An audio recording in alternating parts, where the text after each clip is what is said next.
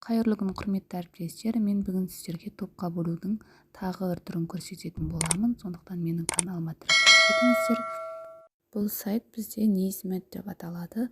Бұл сайтта сіздер топқа қана бөліп қоймай, сонымен бірге басқа да жұмыстарды жасай аласыздар. Мен бүгін сіздерге топқа бөлуді көрсетемін.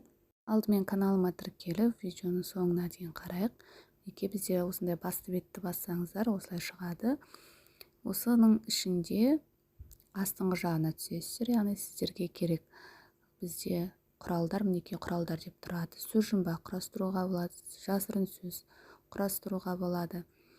Яғни қолдану деген тетікті бассаңыз, өзіңіз жасайсыз. Мына жерде қазір мен топқа бөлуді басамын.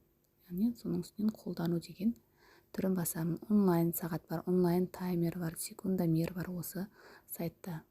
Мен қазір сіздерге топқа бөлуді басамын, яғни топқа бөлу дегеннің үстінен қолдану батырмасын бассаңыз, сізде осындай терезе ашылады. Бұл қазақша сайт, сондықтан барлығы түсінікті деп ойлаймын. Оқушының есімі деген жерге оқушының есімін жазасыз. Егер қателесіп кеткен жағдайда, егер керек емес десеңіздер, жанындағы X батырмасын басып жоюға болады.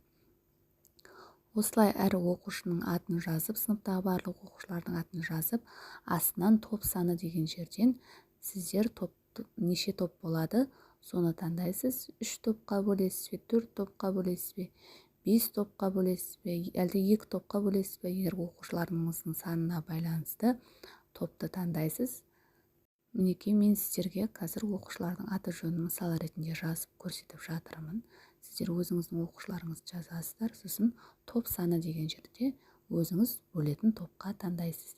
Егер жоғарғы батырманы бассаңыз, топтың санын көрсетеді. Мысалы, асып кетіп жатсаңыз, астындағы батырманы басу арқылы қайтадан өзіңіз қоятын топқа таңдайсыз.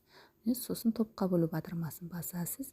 Бірінші топ, екінші топта кімдер, үшінші топта кімдер, төртінші топта кімдер. Осылай сіздерге шығады.